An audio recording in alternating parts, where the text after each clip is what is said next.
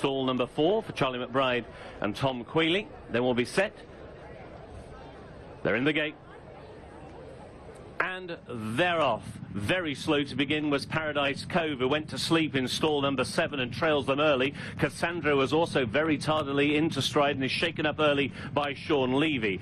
Really well away towards the far side rail is Doriga. Right up there is Hollywood Style, and so too to the centre of the course races Curlew River, and between fillies is Nostalgie. And these are the first 4, but they're split right across the far side half of the track. Towards the far side, tracking that leading group, is Ronnie Lane, and then Angel in Disguise, who's racing alongside Autumn Glow. Meanwhile, Cassandra's now making a little bit of ground to race up with Curlew River and also White Chocolates on the far right as we look down the track. And the very slow starting Paradise Cove is still the back marker. They've got 3.5 furlongs to go. Doriga and Andrea Azzini just have the lead over Nostalgie. Then Curlew River now being ridden towards the near side, and so too White Chocolate tries to close. Cassandra begins to pass horses. Then towards the far side trying to pick up is Ronnie Lane. They race down into the dip.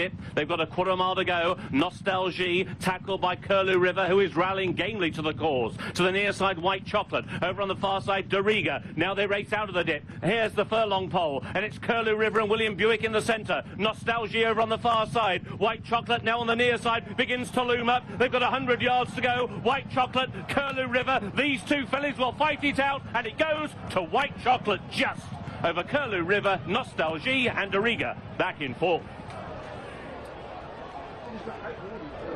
White Chocolate wins, the 72 favourite in the end. Jamie Spencer riding for David Simcox. Second was Curlew River, a really taking debut from that newcomer, just giving best inside the final strides. William Buick riding for Mark Johnson, and in third was Nostalgie, who was there for a very long way also. Jim Crowley riding for Ray Guest.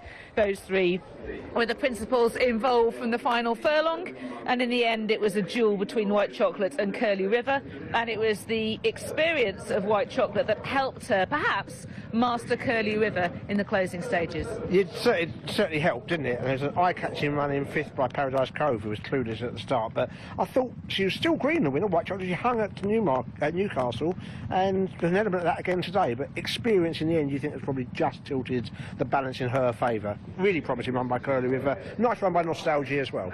In the end I think the winner, Paul, has probably done it a shade cosily. I do, yeah, and I think experience, as we say time and time again, has helped. They didn't go quick early.